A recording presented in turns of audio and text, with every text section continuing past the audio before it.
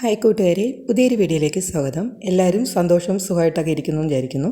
അപ്പോൾ എന്തായാലും കുറേ നാളെ നമ്മൾ മധുര പലഹാരങ്ങളും ഒക്കെയാണ് നമ്മളിത് ഉണ്ടാക്കി കാണിക്കാറ്. അപ്പോൾ ഞാനിന്ന് വെറൈറ്റി ആയിട്ട് ഇത് ഒരു ഒരു ബ്രേക്ക്ഫാസ്റ്റ് ആയിട്ടോ അല്ലെങ്കിൽ ഒരു വൈകിട്ടത്തെ ഡിന്നറായിട്ടോ കഴിക്കാൻ പറ്റുന്ന ഒരു 4 മണി പലഹാരം എന്ന് വേണമെങ്കിലും ഒക്കെ പറയാം കേട്ടോ. അങ്ങനത്തെ ഒരു ഐറ്റമാണ് ഞാൻ കാണിക്കുന്നത്. ഇത് പ്രധാനമായിട്ടുള്ള ഒരു ഇൻഗ്രീഡിയൻറ്റ് നമ്മുടെ പച്ചരിയാണ്. ഇത് പച്ചരിയിലാണ് ചെയ്യുന്നത് കേട്ടോ. അപ്പോൾ ഇതിൻ്റെ ഒരു പ്രത്യേകത എന്ന് പറഞ്ഞാൽ നമുക്കിതിന് വേറൊരു സൈഡ് ഡിഷോ ഒന്നും വേണ്ട. ഇത് മാത്രം വെച്ച് കഴിക്കാം.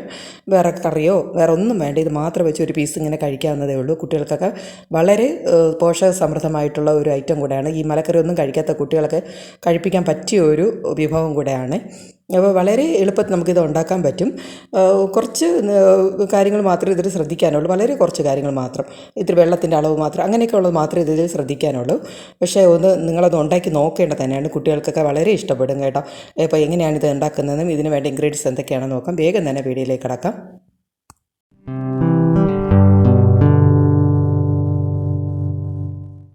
ഇതിനായിട്ട് 2 കപ്പ് പച്ചരിയാണ് എടുത്തിരിക്കുന്നത്. റേഷൻ കടയിൽ കിട്ടുന്ന പച്ചരി ഉണ്ട്, അതാണ് ഞാനിപ്പോൾ എടുത്തിരിക്കുന്നത് കേട്ടോ. അത് ഇനിയിപ്പോൾ ഒന്ന് കഴുകിയിട്ട് നമുക്കതൊന്ന് ഒരു 5-6 മണിക്കൂറൊന്ന് കുതിരാൻ വയ്ക്കണം. ഞാനിപ്പോൾ തലേ ദിവസമാണ് വെച്ചിരിക്കുന്നത്. ഇപ്പോൾ പിറ്റേ ദിവസം ഞാനിപ്പോൾ എടുത്തിട്ടുണ്ട് കേട്ടോ. അപ്പോൾ ഇതെല്ലാം നന്നായിട്ട് കുതിർന്ന് വന്നിട്ടുണ്ട്. ഈ ഒരു കണക്ക് നന്നായിട്ട് കുതിർന്ന് വന്നിട്ടുണ്ട്. ഇനി നമുക്ക് വേണ്ടത് 1/2 മുറി തേങ്ങ അല്ലെങ്കിൽ 1 കപ്പ് തേങ്ങ, പിന്നെ 1 കപ്പ് ചോറ്. ഇത്രയാണ് ആവശ്യം. ഇത് നന്നായിട്ടൊന്ന് കഴുകാം. ഈ അരി നന്നായിട്ടൊന്ന് കഴുകിയിട്ട് നമുക്കിതെല്ലാം കൂടെ ചേർത്തൊന്ന് അരയ്ക്കേണ്ടതാണ്. അപ്പം ഞാനിപ്പോൾ അതൊന്ന് മാറ്റുന്നുണ്ട്. ഒരു മിക്സിയുടെ ജാറിലോട്ട് ഇതൊന്ന് മാറ്റുന്നുണ്ട് കേട്ടോ. അപ്പോൾ ഈ മിക്സിയിൽ എല്ലാം കൂടെ എനിക്ക് അരയ്ക്കാൻ പറ്റില്ല. അപ്പോൾ അതുകൊണ്ട് പകുതി അരിയും പകുതി ചോറ് പകുതി തേങ്ങ, ഇങ്ങനെയാണ് ഇപ്പോൾ ഞാനിപ്പോൾ അരയ്ക്കുന്നത്. അപ്പോൾ ഇതിലേക്കായി 1 കപ്പ് വെള്ളം ആവശ്യമുണ്ട്. അതിലിപ്പോൾ ഞാനപ്പോൾ 1/2 കപ്പ് വെള്ളം ഇപ്പോൾ അതിലോട്ട് ഒഴിക്കുന്നുണ്ട്. ഒഴിച്ചതൊന്ന് നമുക്കൊന്ന് അരച്ചുകൊണ്ട് വരാം. അപ്പം ഒന്നെങ്കിൽ നല്ല ഫൈനായിട്ട് അരയ്ക്കാം, അല്ലെങ്കിൽ ശകലം തരിതരിപ്പ്. ഞാനിപ്പോൾ ശകലം തരിതരിപ്പോടെയാണ് അരച്ചിരിക്കുന്നത്. ഇനി അടുത്ത ട്രിപ്പ് ഇതുപോലെ തന്നെ ബാക്കിയുള്ള അരിയും ബാക്കിയുള്ള ചോറും പിന്നെ എടുത്ത് വെച്ചിരിക്കുന്നത് ബാക്കി 1/2 കപ്പ് വെള്ളമുണ്ടല്ലോ, അതും കൂടെ ചേർത്ത് നന്നായിട്ടൊന്ന് അരച്ചു കൊണ്ടുവരാം. ഇപ്പോൾ 2ാമത്തെ പ്രാവശ്യം ഞാനത് അരച്ച് കൊണ്ടുവന്നിട്ടുണ്ട്. ഇനി ഇതിലേക്ക് 1 കപ്പ് വെള്ളം ആവശ്യമുണ്ട്. അത് ഞാനിപ്പോൾ മിക്സിയുടെ ജാർ തന്നെ കഴുകി ഒഴിക്കുകയാണ് കേട്ടോ. അപ്പം 2 പ്രാവശ്യമായിട്ട് മിക്സിയുടെ ജാർ ഇപ്പോൾ ഞാൻ കഴുകി ഇപ്പോൾ ഒഴിക്കുന്നുണ്ട്. ഇതിൽ വെള്ളത്തിൻ്റെ കൺസിസ്റ്റൻസി ഒന്ന് ശ്രദ്ധിക്കേണ്ടതുണ്ട്. ഞാനിപ്പോൾ ഒരു തവി കൊണ്ട് ഇതൊന്ന് നന്നായിട്ടൊന്ന് മിക്സ് ചെയ്യുന്നുണ്ട്. നന്നായിട്ട് തന്നെ നന്നായിട്ട് മിക്സ് ചെയ്യുന്നുണ്ട്. ഇതിപ്പോൾ ഇതിൻ്റെ വെള്ളം നമുക്ക് നോക്കുമ്പോൾ ഇങ്ങനെ ഒരു പോറിങ് കൺസിസ്റ്റൻസിയാണ് വേണ്ടത്. ഞാനിപ്പോൾ കാണിക്കാം. അത് ഇങ്ങനെ ഒഴിക്കുമ്പോഴത്തേക്കും നല്ലതായിട്ട് ഒന്ന് ഈ ഒരു കണക്കിന് നമുക്ക് വരേണ്ടതാണ് കേട്ടോ. ഇത്രയാണ് വെള്ളത്തിൻ്റെ ആവശ്യം. ഇതിൽ കൂടുതലൊന്നും വേണ്ട, കുറയും വേണ്ട കേട്ടോ. ഇനി ഇതിലേക്ക് ഒരു 1/4 ടീസ്പൂണ് സോഡ പൗഡറാണ് നമ്മൾ അപ്പത്തിന് ഉപയോഗിക്കുന്ന അതേ പൗഡർ തന്നെ. അതൊന്ന് നമുക്ക് ചേർത്ത് നന്നായിട്ടൊന്ന് മിക്സ് ചെയ്യാം. ഇനി ഒന്ന് നന്നായിട്ട് തന്നെ മിക്സ് ചെയ്യണം. ഇത് ഒന്ന് നന്നായിട്ട് എല്ലായിടും ഒന്ന് എത്തത്തക്ക രീതിയിൽ ഒന്ന് മിക്സ് ചെയ്തിട്ട് ഇനി നമുക്ക് ഇത് ഒരു അടച്ച് വയ്ക്കാം. ഇപ്പോൾ ഇതിനിടയ്ക്ക് നമുക്ക് കുറച്ച് കാര്യങ്ങൾ നമുക്ക് ചെയ്യാനുണ്ട്. അപ്പോൾ അതുവരെ ഒന്ന് റെസ്റ്റ് അതിന് വയ്ക്കാം കേട്ടോ. ഇനി നമുക്ക് കുറച്ച് വെജിറ്റബിൾസ് ആവശ്യമുണ്ട്. അപ്പോൾ ഞാനിപ്പോൾ കുറച്ച് ബീൻസ് എടുത്തിട്ടുണ്ട്, പിന്നെ 1 ക്യാരറ്റ്, 1 സവാള എടുത്തിട്ടുണ്ട്, പിന്നെ വേണ്ടത് ഒരു തക്കാളി ടൊമാറ്റോ എടുത്തിട്ടുണ്ട്, 2 പച്ചമുളക് എടുത്ത് വെച്ചിട്ടുണ്ട്, പിന്നെ നമുക്ക് അതിൻ്റെ കൂടെ ഒരു ചെറിയ കഷ്ണം ഇഞ്ചി കൂടെ എടുത്തിട്ടുണ്ട്, പിന്നെ ഇത്തിരി മല്ലിയിലയും ഇത്തിരി കറിവേപ്പിലയാണ് ആവശ്യമായിട്ടുള്ളത്. ഇനി ഇതൊക്കെ നമുക്കൊന്ന് നന്നായിട്ടൊന്ന് കഴുകിയിട്ട് ഇതൊന്ന് കട്ട് ചെയ്ത് കൊണ്ടുവരാം. അപ്പം ഞാനിപ്പം ഇതെല്ലാം ഒന്ന് ഈ ഒരു കണക്കിന് ഇപ്പം ഞാൻ കട്ട് ചെയ്തെടുത്തിട്ടുണ്ട്. സവാള ഇത് ഈ ഒരു കണക്കിനാക്കി എടുത്തിട്ടുണ്ട്. എല്ലാം ചെറിയ ചെറിയ ക്യൂബായിട്ടാണ് കട്ട് ചെയ്തത്. ടൊമാറ്റോ ചെയ്തിട്ടുണ്ട്, പിന്നെ പച്ചമുളക്, ഇഞ്ചി, ക്യാരറ്റ്, ബീൻസ്, പിന്നെ നിങ്ങൾക്ക് ഇഷ്ടമുള്ള ഏത് വേണമെങ്കിലും വെജിറ്റബിൾസ് എല്ലാം എടുക്കാൻ കേട്ടോ. ഞാൻ ഇത്രേ എടുത്തിട്ടുള്ളൂ. ഇനി നമുക്ക് ഞാനിപ്പം മല്ലിയിലയും കറിവേപ്പിലയും കൂടെ ഒന്ന് കട്ട് ചെയ്തിട്ടുണ്ട്. ഇനി ഒരു പാന് നമുക്ക് അടുപ്പിലോട്ട് വയ്ക്കാം. അതിൽ ഏകദേശം 1-1.5 ടീസ്പൂണ് വെളിച്ചെണ്ണ ചേർക്കാം.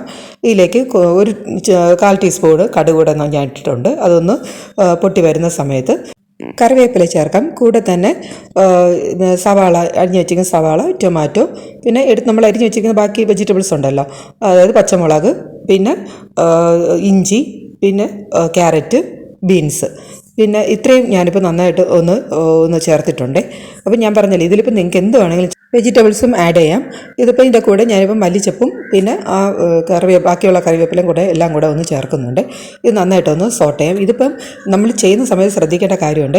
ഇത് 1 മിനിറ്റിൽ കൂടുതൽ നമ്മൾ ചെയ്യാൻ പാടില്ല കേട്ടോ. ഇതിൻ്റെ ആ ഒരു കളറോ ഒന്നും അതിൻ്റെ ആ മലക്കറിയുടെ ഒരു ഇതും മാറാൻ പാടില്ല, കളർ മാറാൻ പാടില്ല കേട്ടോ. എങ്കിലേ നമ്മളത് ചെയ്തെടുക്കുമ്പോൾ ഇതിൻ്റെ ഒരു കളറൊക്കെ കിട്ടുള്ളൂ. ഇതിലേക്ക് ഇനി അല്പം ഇതിന് ആവശ്യമായിട്ടുള്ള ഒരു അര ടീസ്പൂൺ ഉപ്പ് മാത്രമേ ഞാനിപ്പോൾ ചേർക്കുന്നുള്ളൂ.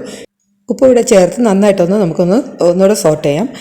ഇനി ഇതിലേക്ക് ഒരു 1/4 ടീസ്പൂണിൻ്റെ കണക്കിന് ഞാനിപ്പം കുരുമുളക് ചേർത്തിട്ടുണ്ട്. അത് കട്ടായിട്ടുണ്ടെന്ന് തോന്നുന്നു.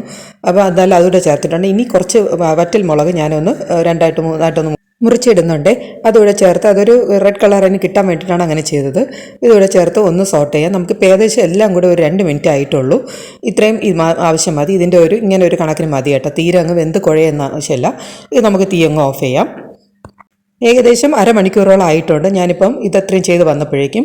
ഇനി ഇതിലേക്ക് ഞാൻ ഇതൊരു ഉപ്പ് ചേർത്തിട്ടില്ല, അതുകൊണ്ട് മാവിന് ആവശ്യമായിട്ട് ഉപ്പ് ചേർത്തിട്ടുണ്ട്. കൂടെ തന്നെ ആ ചൂടോടെ തന്നെ നമ്മൾ ഈ വെജിറ്റബിൾസ് ഇതിലോട്ടൊന്ന് ചേർക്കാം. നല്ല ചൂട് വേണം കേട്ടോ, കുഴപ്പമൊന്നുമില്ല. ചൂട് കൂടിയെന്നോ അങ്ങനെയൊന്നും കുഴപ്പമില്ല. ചൂടോടെ തന്നെ ഇത് ചേർക്കണം. ചേർത്ത് നന്നായിട്ടൊന്ന് മിക്സ് ചെയ്യണേ. ഇനി ആ ഉപ്പും ഈ വെജിറ്റബിൾസ് എല്ലാം കൂടെ നന്നായിട്ട് തന്നെ മിക്സ് ചെയ്യണം. അപ്പോഴും നമ്മുടെ ഈ മാവിൻ്റെ കൺസിസ്റ്റൻസി നോക്കണം. ഇത്രയും തന്നെ പാടുള്ളൂ. ഇനി ഇതിൽ കൂടുതൽ വെള്ളമൊന്നും ചേർക്കേണ്ട, കണക്കാണ് കേട്ടോ. ഇത് തന്നെ കറക്റ്റാണ്. ഇനി നമ്മുടെ മിക്സിംഗ് എല്ലാം ഇവിടെ കഴിഞ്ഞിട്ടുണ്ട്. ഇനി ഞാൻ ഇതുപോലത്തെ ഒരു പാനാണ് എടുക്കുന്നത്, കേക്ക് ടിന്നാണ് എടുക്കുന്നത്. അതിലേക്ക് ഇപ്പോൾ അല്പം ഓയിൽ സ്പ്രെഡ് ചെയ്തിട്ടുണ്ട്. നന്നായിട്ട് ചുറ്റുമൊക്കെ നന്നായിട്ട് സ്പ്രെഡ് ചെയ്യണം. കാരണം വെച്ചാൽ ഇത് നമുക്ക് സൈഡിലൊക്കെ ഒട്ടിപ്പിടിക്കാനുള്ള സാധ്യതയുണ്ട്. അപ്പോൾ നന്നായിട്ടൊന്ന് സ്പ്രെഡ് ചെയ്തെടുക്കണേ. ഇനി ഇതിലാണ് ഞാനിപ്പോൾ ചെയ്തത്. ഇപ്പോൾ ഇതിൻ്റെ ഇത്രയും വലിയൊരു പാൻ ഇല്ലെങ്കിൽ നിങ്ങളൊരു കാര്യം ചെയ്യണം. ഒരു സോസ് പാനിലോട്ട് ഒഴിച്ചിട്ട് ഡയറക്റ്റായിട്ട് ഒന്ന് തീയിൽ ലോ ഫ്ലെയിമിൽ വെച്ച് അതിൻ്റെ അടിയിൽ ഒരു പാൻ എന്തെങ്കിലും വെച്ചിട്ട് ചെയ്താൽ മതി. ഞാനിപ്പോൾ ഇങ്ങനെയാണ് ചെയ്യുന്നത് കേട്ടോ. ഞാനിപ്പോൾ ഇതിലോട്ടാണ് ഒഴിച്ച് ചെയ്യുന്നത്. ഇപ്പോൾ ഈ മാവ് മുഴുവനായിട്ട് ഞാനിപ്പോൾ അതിലോട്ടൊന്ന് ചേർക്കുന്നുണ്ട് കേട്ടോ. ഈ സമയം ഞാനൊരു സ്റ്റീമർ തിളപ്പിക്കാൻ വെച്ചിട്ടുണ്ടായിരുന്നു, വെള്ളം ഒഴിച്ച് തിളപ്പിക്കാൻ വെച്ചിട്ടുണ്ടായിരുന്നു. അതിലോട്ടുമ്പോൾ ഞാൻ ഇറക്കി വെച്ചിട്ടുണ്ട്. ഇനി ഒരു 30-35 മിനിറ്റ് വരെ നിന്ന് വേകട്ടെ കേട്ടോ. ഒരു 20 മിനിറ്റ് ആയപ്പോൾ ഞാനിപ്പം തുറന്ന് നോക്കിയിട്ടുണ്ട്. ഈ ഒരു കണക്കിനിപ്പം ഏകദേശം ഒന്ന് വെന്തിട്ടുണ്ട്.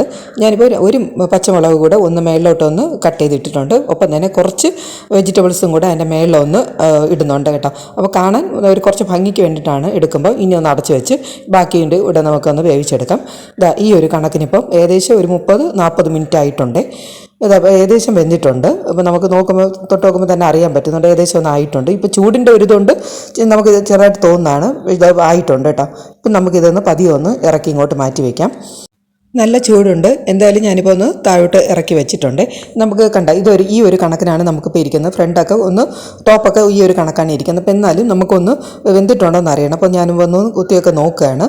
അപ്പം നമ്മളിപ്പം അല്പം വെള്ളത്തിൻ്റെ ഒരിതുണ്ട്. കാരണം എന്താ വെച്ചാൽ ഇത് ചൂടോടെ ഇരിക്കുകയാണ്, അതുകൊണ്ടാണ്.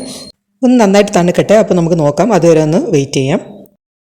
2-3 മണിക്കൂറായിട്ടുണ്ട്. ഞാനിപ്പോൾ ഒന്ന് തുറന്ന് നോക്കുകയാണ് കേട്ടോ.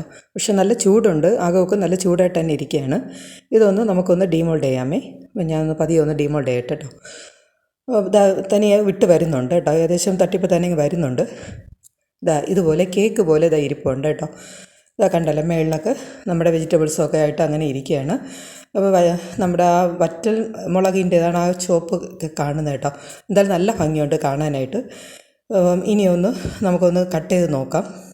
കറക്റ്റായിട്ട് നമുക്ക് വെന്തിട്ടുണ്ട് കേട്ടോ. അതൊക്കെ നന്നായിട്ട് വെന്തിട്ടുണ്ട്. എടുക്കുമ്പോൾ തന്നെ അറിയാൻ പറ്റുന്നുണ്ട് കേട്ടോ. നന്നായിട്ട് വെന്ത് അതിൻ്റെ ആ ഇടയ്ക്കൊക്കെ നന്നായിട്ട് ഇളകി വരികയാണ്. അത്രയ്ക്ക് നന്നായിട്ട് വെന്തിട്ടുണ്ട് എന്തായാലും. അപ്പോൾ ഈ ഒരു ടെക്സ്റ്റാണ് നമുക്കിരിക്കുന്നത്. അപ്പോൾ ഇതിനി